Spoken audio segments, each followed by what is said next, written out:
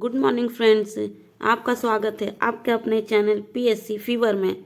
आज हम लोग लूसेंट की मध्यकालीन भारत का लाइन बाय लाइन डिस्कशन करेंगे जो आपके किसी भी एग्ज़ाम को बूस्ट करेगा। तो चलिए शुरुआत करते हैं। और शुरुआत करने के पहले आप लोगों से रोज़ के पूछे गए 10 क्वेश्चन जिसका आंसर आप लोग अपने कमेंट बॉक्स में देंगे और मैं आप इसके आंसर कल बताऊंगी नेक्स्ट क्लास में। तो चलिए, कल्याणी के फर्स्ट क्वेश्चन, कल्याणी के चालुक्य वंश की स्थापना किसने की?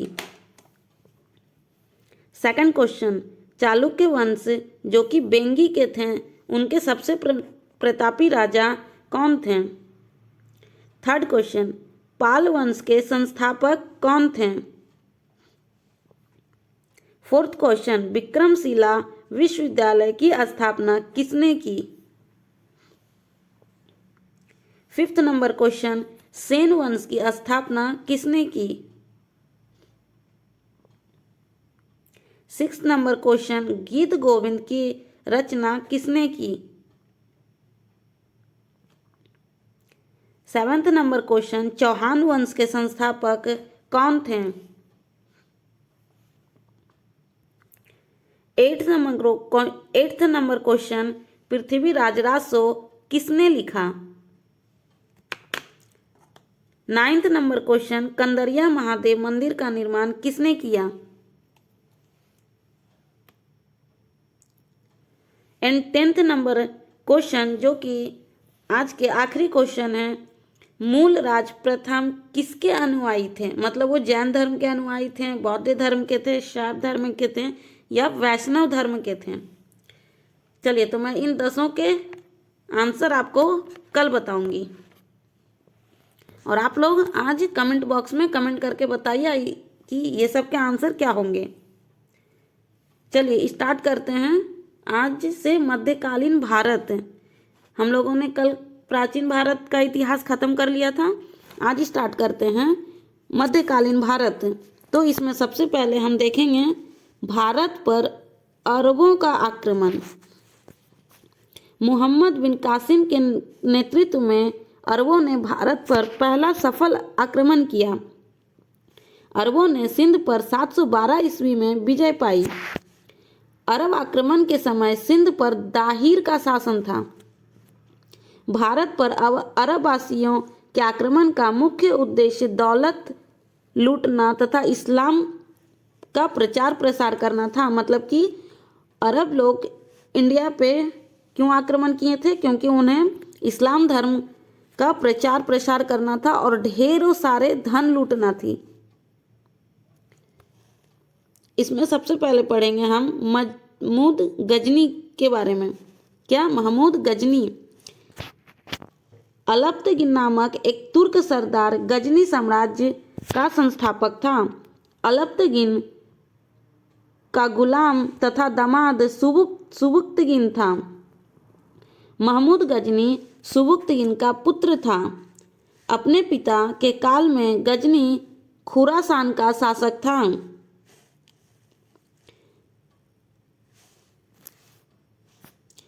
बगदाद का खलीफा अल कादिर बिलाद ने महमूद गजनी के पद को मान्यता प्रदान करते हुए उसे यमीन उद दौला तथा यमीन उद मिलाल की उपाधि धारण की थी।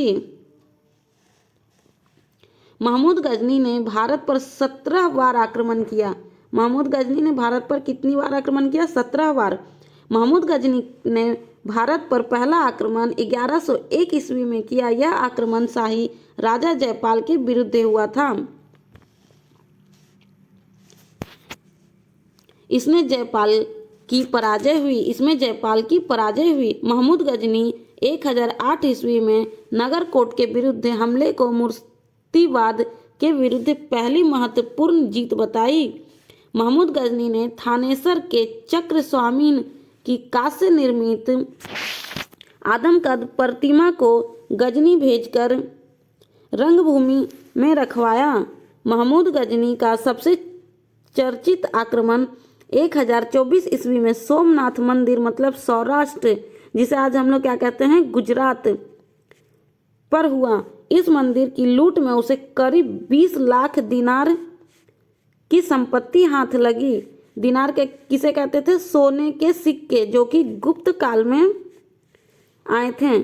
सोमनाथ की रक्षा में सहायता करने के कारण अहिलवाड़ा के शासक पर महमूद ने आक्रमण किया।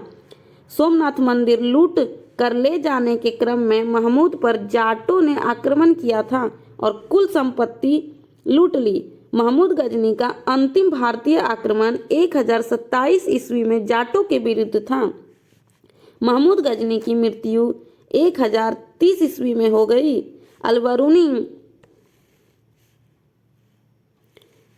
अलबरूनी, फिरदौसी, उत्तवी तथा फरूखी महमूद गजनी के दरबार में रहते थे। अब पढ़ते हैं हम लोग मोहम्मद गौरी। गौर महमूद गजनी के अधीन एक छोटा सा राज्य था जो 1173 ईस्वी में शहाबुद्दीन मोहम्मद गौर का शासक बना। इसने भारत पर पहला आक्रमण 1017 ईस्वी में मुल्तान के विरुद्ध किया था। मोहम्मद गौरी का दूसरा आक्रमण 1075 ईस्वी में मुल्तान के विरुद्ध किया। मोहम्मद गौरी का 1778 ईस्वी में पाटन, गुजरात में हुआ। यहाँ का शासक भीमद्वितीय ने गौरी को बुरी तरह परास्त किया। अब देखते हैं मोहम्मद गौरी द्वारा लड़ा गया प्रमुख युद्ध। 1191 ईस्वी में गौरी एवं पृथ्वीराज चौहान विजय हुए, जिसमें 1192 ईस्वी में गौरी और पृथ्वीराज चौहान के बीच फिर से युद्ध हुई, जिसमें गौरी विजयी हुए।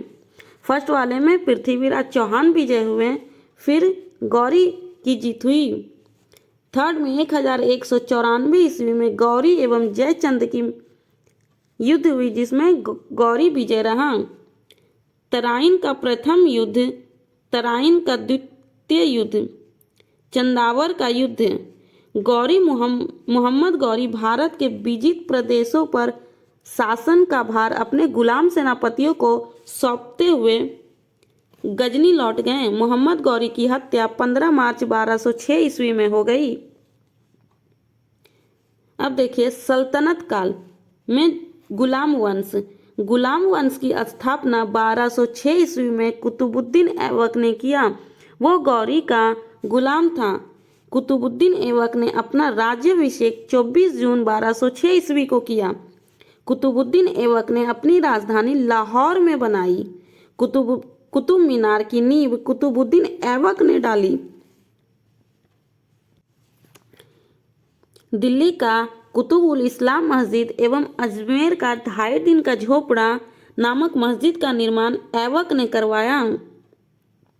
कुतुबुद्दीन ऐबक को लाख वक्स, लाखों का दान देने वाला कहा जाता था। लाख वक्स किसे कहते थे? कुतुबुद्दीन ऐबक को। प्राचीन नालंदा विश्वविद्यालय को ध्वंस करने वाला ऐबक का सबसे सहायक सेनापति बख्तियार खिलजी था। ऐबक की मृत्यु 1210 ईस्वी में चौगान खेलते समय घोड़े से गिरकर हो गई। इसे लाहौर में दफनाया गया। ऐबक की मृत्यु कैसे हो गई? चौगान खेलते समय घोड़े से गिरकर। और इनके शव को कहाँ दफनाया गया? लाहौर में। इल्तुतमिश द्वारा किए गए महत्वपूर्ण कार्य। चलो इससे पहले हम इल्तुतमिश के बारे में पढ़ते हैं। आराम शाह की हत्या करके इल्तुतमिश 1211 ईस्वी में दिल्ली की गद्दी पर बैठा। इल्तुतमिश तुर्कमिस्तान का इलवरी तुर्क था, जो ऐबक का गुलाम एवं दामाद था। ऐबक की मृत्यु के समय यह बदायूं का गवर्नर था। इल्तुतमिश लाहौर से राजधानी को स्थानांतरित करके दिल्ली ले गया। इल्तुतमिश पहला शासक था जिसने 1229 ईस्वी में बगदाद के खलीफा से सुल्तान पद की वैधानिक स्वीकृति प्राप्त की। इल्तुतमिश की मृत्यु अप्रैल 1236 में हो गई। इल्तुतमिश के बाद उसका पुत्र रुकनुद्दीन फिरोज गद्दी पर बैठा। इल्तुतमिश द्वारा किए गए महत्वपूर्ण कार्य, ये क्या क्या अच्छे अच्छे काम करके गए वो देखिए। कुतुब मीनार के निर्माण को पूर्ण कराया, जिसे कुतुबुद्दीन ऐबक ने स्टार्ट किया था उसे खत्म किया इल्तुतमिश ने। सबसे पहले युद्ध अरबी सिक्के जारी किए, सबसे पहले शुद्ध अरबी सिक्के जारी किए। चांदी का टंका एवं तांबा का जीतल। इक्ता प्रणाली चलाई। 40 गुलाम सरदारों का संगठन बनाया जो तुर्कान ए चिहलगानी के नाम से जाना जाता है। सर्वप्रथम दिल्ली के अमीरों का दमन किया। अब इधर देखिए, इल्तुतमिश के बाद उसका पुत्र रुकनुद्दीन फिरोज गद्दी पर बैठा। वह अपने योग्य शासक था। इसके अल्पकालीन शासक पर उसकी मां शाह तुर्कान छाई रही। शाह तुर्कान के अवांछित प्रभाव से परेशान होकर तुर्की अमीरों ने रुकनुद्दीन को हटाकर रजिया को सिंहासन पर आसीन किया। इस प्रकार रजिया बेगम प्रथम मुस्लिम महिला शासिका थी जिसने शासन की बागडोर संभाली। रजिया ने पर्दा प्रथा का त्याग पत्र तथा पुरुषों की तरह चोंगा, कावा एवं कुल्लाह टोपी पहनकर राज दरबार में खुले मुंह से जाने लगी। रजिया ने मलिक जमालुद्दीन याकूत को अमीर अखूर घोरे का सरदार नियुक्त किया। गैर तुर्कों को सामंत बनाने के रजिया के प्रयासों से तुर्की अमीर विरुद्ध हो गए और उसे बंदी बनाकर दिल्ली की गद्दी पर मुइनुद्दीन बहराम शाह को बैठा दिया। रजिया की शादी अल्तुनिया के साथ हुई। इससे शादी करने के बाद रजिया ने पुनः गद्दी प्राप्त करने का प्रयास किया, लेकिन वह असफल रही। रजिया की हत्या 13 अक्टूबर 1240 ईस्वी को डाकुओं के द्वारा कैथल के पास करा दी गई। बहरम शाह को बंदी बनाकर उसकी हत्या मई 1242 ईस्वी में कर दी गई। बहरम शाह के द्वारा दिल्ली का सुल्तान अलाउद्दीन महमूद शाह 1242 ईस्वी में बना। बलबन ने षड्यंत्र के द्वारा 1246 ईस्वी में अलाउद्दीन महमूद शाह को सुल्तान के पद से हटाकर नसीरुद्दीन मोहम्मद शाह को सुल्तान बनाया। नसीरुद्दीन मोहम्मद ऐसा सुल्तान था जो टोपी सीकर अपना जीवन निर्वाह करता था। बलबन ने अपनी पुत्री का विवाह नसीरुद्दीन मोहम्मद शाह के साथ कर दिया। बलबन का वास्तविक नाम बहाउद्दीन था। ये वनडे एग्जाम में पूछ लिया करते हैं कि बलबन का वास्तविक नाम क्या था। बहाउद्दीन। वो इल्तुतमिश का गुलाम था। तुर्कान ए चिहलगानी का विनाश बलबन ने कर दिया। बलबन 1266 ईस्वी में गियासुद्दीन बलबन के नाम से दिल्ली की गद्दी पर बैठा। यह मंगोलों के आक्रमण से दिल्ली की रक्षा करने में सफल रहा। राज दरबार में सिजदा एवं पैबोस प्रथा की शुरुआत बलबन ने की। बलबन ने फारसी रीति रिवाजों पर आधारित नवरोज उत्सव को प्रारंभ करवाया। बलबन ने फारसी रीति रिवाज पर आधारित नवरोज उत्सव को प्रारंभ करवाया। अपने विरोधियों के प्रति बलबन ने कठोर लौ एवं रक्त की नीति का पालन किया। नसीरुद्दीन महमूद ने बलबन को उलुग खां की उपाधि दी। बलबन को उलुग खां की उपाधि किसने दी? तो नसीरुद्दीन मोहम्मद ने। बलबन के दरबार में फारसी के प्रसिद्ध कवि अमीर खुसरो एवं अमीर हसन रहते थे। गुलाम वंश का अंतिम शासक सुमुद्दीन कैमुर्स था। अमीर खुसरो का मूल नाम मोहम्मद हसन था। उसका जन्म पटियाला पश्चिमी उत्तर प्रदेश में बदायूं के पास 1253 ईस्वी में हुआ। खुसरो अब प्रसिद्ध सूफी संत शेख निजामुद्दीन औलिया के शिष्य थे। वो बलबन से मोहम्मद तुगलक तक दिल्ली सुल्तानों के दरबार में रहे। इन्हें तूतीय हिंद, भारत का तोता के नाम से भी जाना जाता है। सितार एवं तबले के आविष्कार का श्रेय अमीर खुसरो को ही जाता है।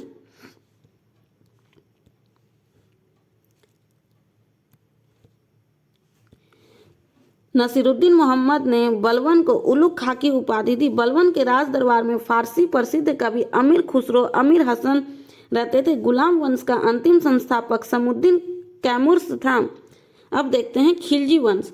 खिलजी वंश की स्थापना 1290 से लेकर 1320 ईस्वी तक हुई। गुलाम वंश के शासक को समाप्त कर 13 जून 1990 ईस्वी को जलालुद्दीन फिरोज खिलजी ने खिलजी वंश की स्थापना की। इस किलोखरी को राजधानी बनाया।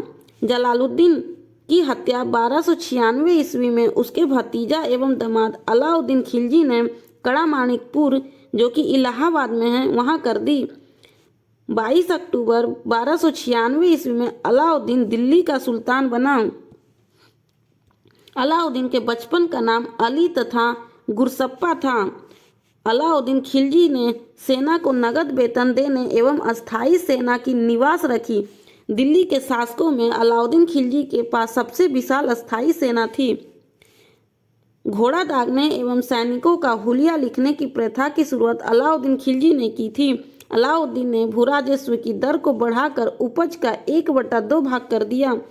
इसने खम्स लूट का धन में सुल्तान का हिस्सा 1/4 के स्थान पर 3/4 कर दिया। इसने व्यापारियों में बेईमानी रोकने के लिए कम तौल वाले व्यक्ति के शरीर में मांस काट लेने का आदेश दिया। इसने अपने शासनकाल में मूल्य नियंत्रण प्रणाली को दृढ़ता से लागू किया। दक्षिण भारत की विजय के लिए अलाउद्दीन ने मलिक काफूर को भेजा था। मतलब दक्षिण भारत की जीत के लिए अलाउद्दीन ने मलिक काफूर को भेजा था। जमैयत खाना मस्जिद, अलाई दरवाजा, सीरी का किला, 1000 खंभा महल का निर्माण अलाउद्दीन खिलजी ने कराया था। दैवी अधिकार के सिद्धांत को अलाउद्दीन ने चलाया था। सिकंदर ए सानी की उपाधि से स्वयं को अलाउद्दीन खिलजी ने विभूषित किया था। मतलब कि सिकंदर ए सानी की उपाधि अलाउद्दीन खिलजी ने ले रखी थी। बाजार नियंत्रण करने के लिए अलाउद्दीन खिलजी द्वारा बनाए जाने वाले नवीन पद क्रमानुसार हैं। दीवान ए रियासत, यह व्यापारियों पर नियंत्रण रखता था। यह बाजार नियंत्रण की पूरी व्यवस्था का संचालन करता था। सहन्ना ए मंडी, प्रत्येक बाजार में बाजार का अधीक्षक वरीद बाजार के अंदर घूमकर बाजार का निरीक्षण करने वाला था। यह मुन्हियान व गुप्तचर, गुप्त सूचना प्राप्त करने वाला था। अलाउद्दीन खिलजी ने मलिक याकूब को दीवान ए रियासत नियुक्त किया। अलाउद्दीन द्वारा नियुक्त परवाना नसीब नामक अधिकारी वस्तुओं की परमिट जारी करता था। शान ए मंडी, यहाँ खदानों को बिक्री के लिए लगाया जाता था। सराय ए अदल, यहाँ वस्त्र, शक्कर, जड़ी बूटी, मेवा, दीपक का तेल एवं अन्य निर्मित वस्तुओं को बिकने के लिए आती थी। अलाउद्दीन खिलजी की आर्थिक नीति की व्यापक जानकारी जियाउद्दीन वर्नी की कृति तारीखे फिरोज शाही में मिलती है। अखाइनुल फतू, अमीर खुसरो, रिहला इब्न बतूता और फुतू सिल्तालीन इसामी की कृति थी। मूल्य नियंत्रण को सफल बनाने में मुहतसिब, सेंसर एवं नाजिर नाप तौल अधिकारी की महत्वपूर्ण भूमिका थी। राजस्व सुधारों के अंतर्गत अलाउद्दीन ने सर्वप्रथम मिल्क इनाम एवं वक्फ के अंतर्गत दी गई भूमि को वापस लेकर उसे खालसा भूमि में बदल दिया गया। अलाउद्दीन खिलजी के द्वारा लगाए जाने वाले 2 नवीन कर थे। चराई कर, जो दुधारू पशुओं पर लगाया जाता था, और गढ़ी कर घरों एवं झोपड़ी पर लगाया जाता था। अलाउद्दीन खिलजी की मृत्यु 5 जनवरी 1316 ईस्वी में हो गई। कुतुबुद्दीन मुबारक खिलजी 1316 ईस्वी को दिल्ली के सिंहासन पर बैठा। इसे नग्न स्त्री पुरुष की संगत पसंद थी। मुबारक खिलजी कभी कभी राज दरबार में स्त्रियों का वस्त्र पहनकर आ जाता था। वर्नी के अनुसार मुबारक कभी कभी नग्न होकर दरबारियों के बीच भी दौड़ा करता था। मुबारक खान ने खलीफा की उपाधि धारण की थी। खलीफा की उपाधि किसने धारण की थी? मुबारक खां ने। मुबारक खां के वजीर खुसरो खां ने 15 अप्रैल 1320 ईस्वी को उसकी हत्या कर दी और स्वयं दिल्ली के सिंहासन पर बैठा। अमीर खुसरो ने पैगंबर के सेनापति की उपाधि धारण की थी। अब तुगलक वंश। तुगलक वंश 1320 से लेकर 1398 ईस्वी तक थे। 5 सितंबर 1320 को खुसरो खां को पराजित करके गाजी मलिक या तुगलक गाजी गयासुद्दीन तुगलक के नाम से 8 सितंबर 1320 को दिल्ली के सिंहासन पर बैठा। गयासुद्दीन तुगलक ने करीब 29 बार मंगोल आक्रमण को विफल किया। गयासुद्दीन ने अलाउद्दीन के समय में लिए गए अमीरों की भूमि को पुनः लौटा दिया था। इसने सिंचाई के लिए कुओं एवं नहरों का निर्माण कराया। संभवतः नहरों का निर्माण करने वाला गयासुद्दीन प्रथम था। गयासुद्दीन तुगलक ने दिल्ली के समीप स्थित पहाड़ियों पर तुगलकाबाद नामक एक नया नगर स्थापित किया। तुगलकाबाद किसने किया? गयासुद्दीन तुगलक ने। रोमन शैली से निर्मित इस नगर में एक दुर्ग का भी निर्माण हुआ। इस दुर्ग को 56 कोट के नाम से जाना जाता है। गयासुद्दीन तुगलक की मृत्यु 1325 ईस्वी में बंगाल के अभियान से लौटते समय जूना खां द्वारा निर्मित लकड़ी के महल में दबकर हो गई। गयासुद्दीन तुगलक के बाद जूना खां मुहम्मद बिन तुगलक के नाम से दिल्ली के सिंहासन पर बैठा। मध्यकालीन सभी सुल्तानों में मुहम्मद तुगलक सर्वाधिक शिक्षित, विद्वान एवं योग्य व्यक्तियों में से एक था। मुहम्मद बिन तुगलक को अपनी सनक भरी योजनाओं, क्रूर कृत्यों एवं दूसरों के सुख दुख के प्रति उपेक्षा भाव रखने के कारण स्वप्नशील, पागल, रक्त पिपासु भी कहा जाता था। मुहम्मद बिन तुगलक ने कृषि के विकास के लिए अमीर कोही नामक एक नवीन विभाग की रचना की। मुहम्मद बिन तुगलक ने अपनी राजधानी दिल्ली से देवगिरी में स्थानांतरित की और इसका नाम दौलताबाद रखा। मुहम्मद बिन तुगलक द्वारा क्रियान्वित 4 योजनाएं क्रमशः निम्नलिखित हैं। दोआब क्षेत्र में कर वृद्धि, जो कि 1326 से 1327 के बीच में थी। राजधानी परिवर्तन 1326 से लेकर 1327। सांकेतिक मुद्रा का प्रचलन 1329 से लेकर 1330। खुरासान एवं कराचील का अभियान। सांकेतिक मुद्रा के अंतर्गत मुहम्मद बिन तुगलक ने पीतल, फरिश्ता के अनुसार तांबा, बरनी के अनुसार धातुओं के सिक्के चलवाए, जिसका मूल्य चांदी के रूप में टंका के बराबर होता था। किसके बराबर होता था? टंका के बराबर। अफ्रीकी यात्री इब्न बतूता लगभग 1333 ईस्वी में आए थे। सुल्तान ने इसे दिल्ली का काजी नियुक्त किया। 1942 ईस्वी में सुल्तान ने इसे अपने राजदूत के रूप में चीन भेजा। इब्न बतूता की पुस्तक रहला में मुहम्मद तुगलक के समय की घटनाओं का वर्णन मिलता है। इसने अपनी पुस्तक विदेशी व्यापारियों के आवागमन, डाक डकैतियों की स्थापना यानी डकैतियों व्यवस्था एवं गुप्तचर व्यवस्था के बारे में लिखा। मुहम्मद बिन तुगलक की मृत्यु 20 मार्च 1391 ईस्वी को सिंध जाते समय थट्टा के निकट गोडाल में हो गई। मुहम्मद बिन तुगलक के शासनकाल में दक्षिण में हरिहर एवं बुक्का नामक 2 भाइयों ने 1336 ईस्वी में स्वतंत्र राज्य विजयनगर की स्थापना की। महाराष्ट्र में अलाउद्दीन बहमन शाह ने 1347 ईस्वी में स्वतंत्र बहमनी राज्य की स्थापना की। मृत्यु बिन तुगलक की मृत्यु पर इतिहासकार वर्णी ने लिखा, अंततः लोगों को उससे मुक्ति मिली और उसे लोगों से, ये किसने कहा था? अंततः लोगों को उससे मुक्ति मिली और उसे उन लोगों से। तो मुहम्मद बिन तुगलक की मृत्यु पर इतिहासकार बर्नी ने लिखा, मुहम्मद बिन तुगलक शेख अलाउद्दीन का शिष्य था। वह सल्तनत का पहला शासक था जो अजमेर में शेख मुइनुद्दीन चिश्ती दरगाह और वराइच में सालार मसूद गाजी के मकबरे में गया। मुहम्मद बिन तुगलक ने बदायूं में बरनी, मुलहिम दिल्ली में शेख निजामुद्दीन औलिया, मुल्तान में रुकनुद्दीन, अजूधन में शेख मुल्तान आदि संतों की कब्र पर मकबरे बनाए। फिरोज तुगलक का राज्याभिषेक थट्टा के नज़दीक 20 मार्च 1391 ईस्वी को हुई। पुनः फिरोज का राज्याभिषेक दिल्ली में अगस्त 1391 ईस्वी को हुआ। खलीफा द्वारा इसे आमिर उल मोमिनीन की उपाधि दी गई।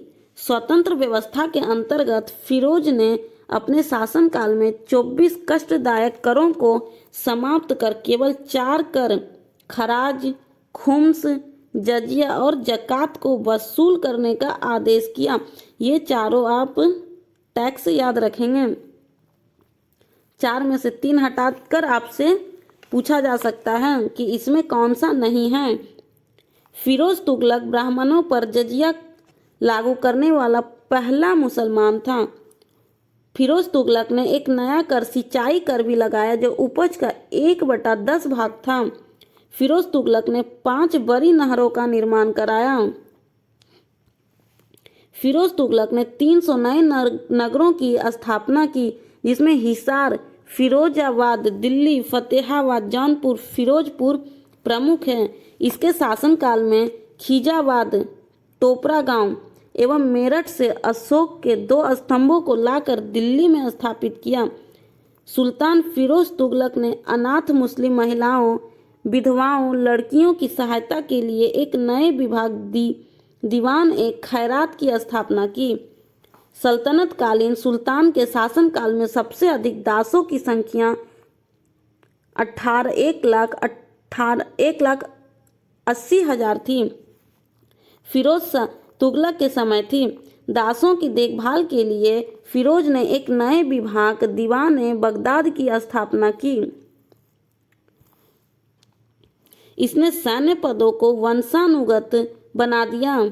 इसने अपनी आत्मकथा फतुहात ए फिरोज शाही की रचना की। इसने गयासुद्दीन बरनी एवं शम्स ए सिराज अफीफ को अपना संरक्षण प्रदान किया।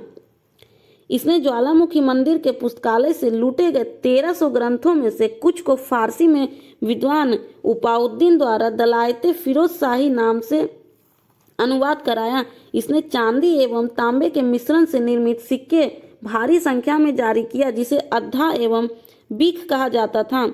फिरोज तुगलक की मृत्यु 1388 ईस्वी में हो गई।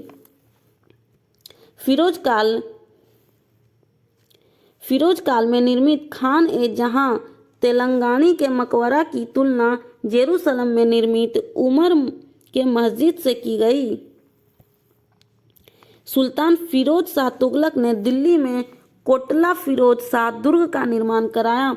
तुगलक वंश का अंतिम शासक नसीरुद्दीन मोहम्मद तुगलक था। इसका शासक दिल्ली से पालम तक ही रह गया था। तैमूर लंग ने सुल्तान नसीरुद्दीन मोहम्मद तुगलक के समय 1398 ईस्वी में दिल्ली पर आक्रमण किया था। नसीरुद्दीन के समय में ही मलिक कुर्शक की उपाधि धारण कर एक हिजरा मलिक सरवर ने जौनपुर में एक स्वतंत्र राज्य की स्थापना की। अब देखिए सैयद वंश जो कि 1414 से लेकर 1491 ईस्वी तक स्टे किया था। सैयद वंश का संस्थापक था खिज्र खान। खिज्र खान ने सैयद वंश की स्थापना की थी। इसे सुल्तान की उपाधि न धारण कर अपने को रैयत आला की उपाधि से ही खुश रखा। खिज्र खान तैमूर लंग का सेनापति था। भारत से लौटने समय तैमूर लंग ने खिज्र खां को मुल्तान, लाहौर, दीपालपुर का शासक नियुक्त किया। खिज्र खान नियमित रूप से तैमूर के पुत्र शाहरुख को कर भेजा करता था। खिज्र खां की मृत्यु 20 मई 1421 में हो गई। खिज्र खां के पुत्र मुबारक खां ने शाह की उपाधि धारण की थी। यहिया बिन अहमद सरहिंदे को मुबारक शाह का संरक्षण प्राप्त था, जिसकी पुस्तक तारीख ए मुबारक शाही में सैयद वंश के विषय में जानकारी मिलती है। यमुना के किनारे मुबारकबाद की स्थापना मुबारक शाह ने की थी। सैयद वंश का अंतिम सुल्तान अलाउद्दीन आलम शाह था। सैयद वंश का शासन करीब 37 वर्षों तक रहा। अब देखते हैं लोधी वंश। 1491 से लेकर 1526 तक इन्होंने राज किया। लोदी वंश का संस्थापक बहलोल लोदी था।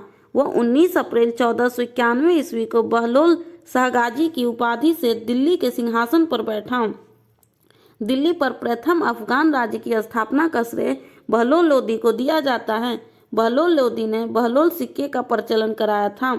वह अपने सरदारों को मकसद अली कहकर पुकारता था। वह अपने सरदारों के खड़े रहने पर भी खड़ा ही रहता था।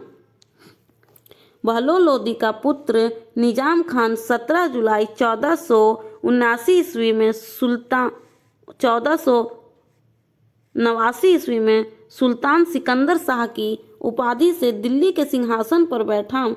1504 ईस्वी में सिकंदर लोदी ने आगरा शहर की स्थापना की।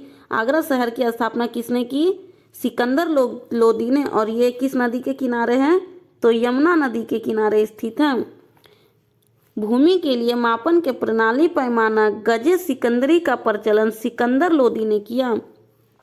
भूल रखी शीर्षक से फारसी कविताएं लिखने वाला सुल्तान सिकंदर लोदी था। सिकंदर लोदी ने आगरा को अपनी नई राजधानी बनाया।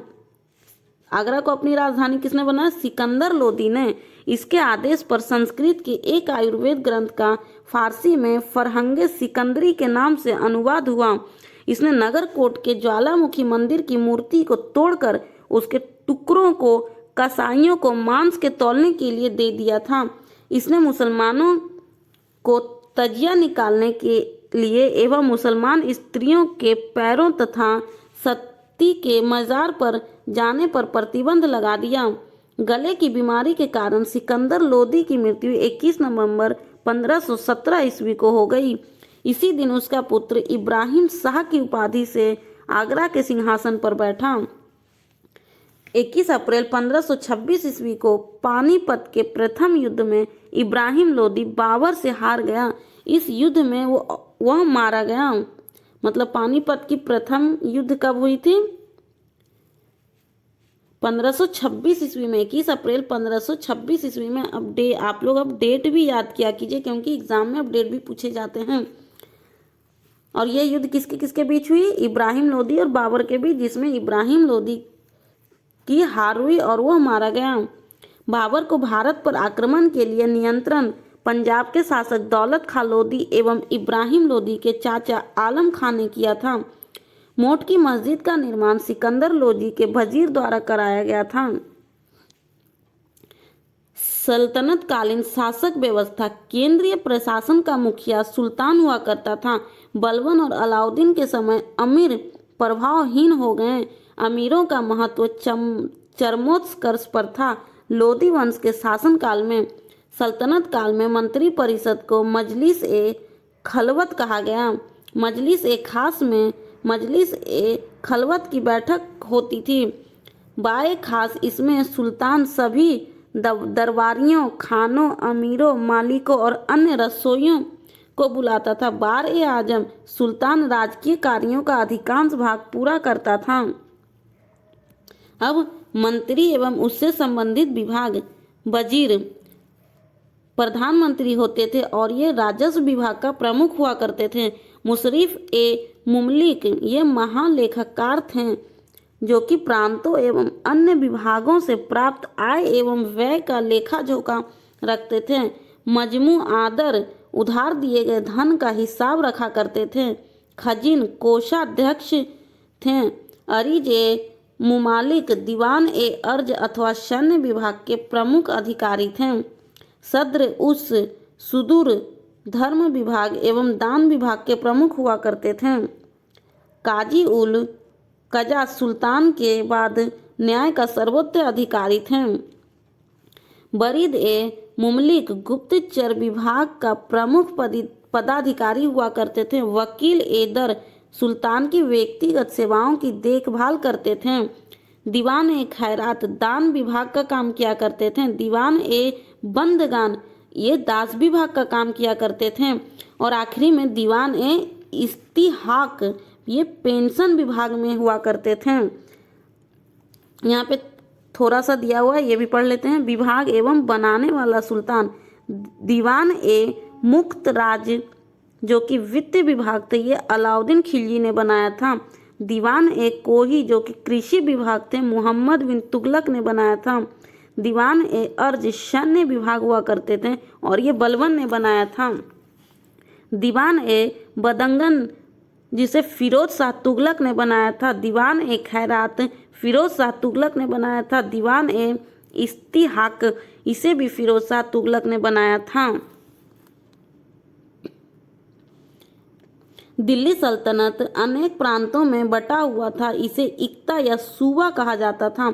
यहाँ का शासक नायाब और अली या मुफ्ती द्वारा संचालित होता था। इक्ताओं को सिकों या जिलों में विभाजित किया गया था, जहाँ का प्रमुख अधिकारी सिकदार होता था जो एक सैनिक अधिकारी था।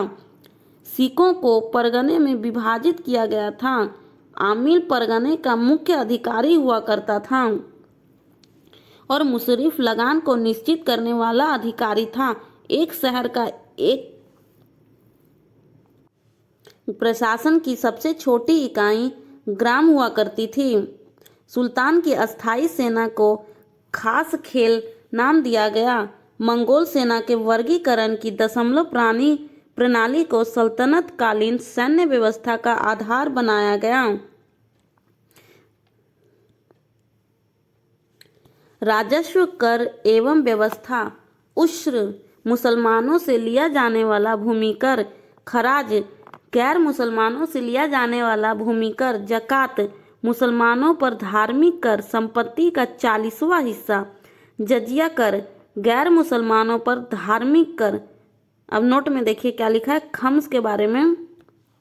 यह लूटे गए धन खानों अथवा भूमि में गढ़े हुए खजानों से प्राप्त संपत्ति का 1/5वां भाग जिस पर सुल्तान का अधिकार था तथा शेष 4/5 भाग पर सैनिकों अथवा खजानों को प्राप्त करने वाला व्यक्ति का अधिकार होता था।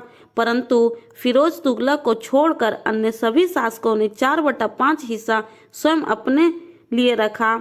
सुल्तान सिकंदर लोदी ने गढ़े हुए खजानों में से कोई हिस्सा नहीं लिया। सल्तनत काल में बारूद की सहायता से गोला फेंकने वाली मशीन को मंगलिक तथा अर्राद कहते थे। आपके बीपीएससी प्री वगैरह में पूछ सकते हैं कि मंगलिक और अर्राद क्या थे। तो गोले फेंकने वाले मशीन। अलाउद्दीन खिलजी ने इक्ता प्रथा को समाप्त कर दिया। इक्ता प्रथा की दोबारा शुरुआत फिरोज तुगलक ने की। सल्तनत काल में अच्छी नस्ल के घोड़े तुर्की अरब एवं रूस से मंगाए जाते थे। हाथी मुख्यतः बंगाल से मंगाए जाते थे। सल्तनत कालीन कानून शरीयत कुरान हदीस पर आधारित थी। किस पे आधारित थी? शरीयत कुरान और हदीस पर। मुस्लिम कानून के 4 महत्वपूर्ण स्रोत थे कुरान, हदीस, इजमा और कयास। सुल्तान सप्ताह में 2 बार दरबार में न्याय करने के लिए उपस्थित होता था। सल्तनत काल में लगान निर्धारित करने के लिए मिश्रित प्रणाली को मुक्ताई कहा जाता था। भूमि की नाप जोख करने के बाद क्षेत्रफल के आधार पर लगान का निर्धारण मसाहत कहलाता था। इसकी शुरुआत अलाउद्दीन खिलजी ने की थी। पूर्णतः केंद्र के नियंत्रण में रहने वाली भूमि खालसा भूमि कहलाती थी। अलाउद्दीन ने दान दी गई अधिकांश भूमि को छीनकर खालसा भूमि में परिवर्तित कर दिया गया। देवल सल्तनत काल में अंतर्राष्ट्रीय बंदरगाह के रूप में प्रसिद्ध था। देवल क्या था? अंतर्राष्ट्रीय बंदरगाह के रूप में प्रसिद्ध। किसके समय में? तो सल्तनत काल में। यहाँ देखिए स्थान और प्रसिद्धि के कारण, मतलब कौन से स्थान क्यों प्रसिद्ध हैं? तो सरस्वती अच्छी किस्म के चावल के लिए, अहिवाड़ा व्यापारियों के तीर्थ स्थल के रूप में, सतगांव रेशमी रजाइयों के लिए, आगरा नील उत्पादों के लिए और बनारस सोने चांदी एवं जड़ी काम के लिए। तो चलिए यहाँ से आज हम लोग एंड करते हैं। कल स्टार्ट करेंगे हम लोग विजयनगर साम्राज्य। जो क्वेश्चन आप लोग कमेंट में करेंगे उसे अच्छे से और सही करना है, कल मैं आप लोगों को आंसर बताऊंगी। Thank you friends.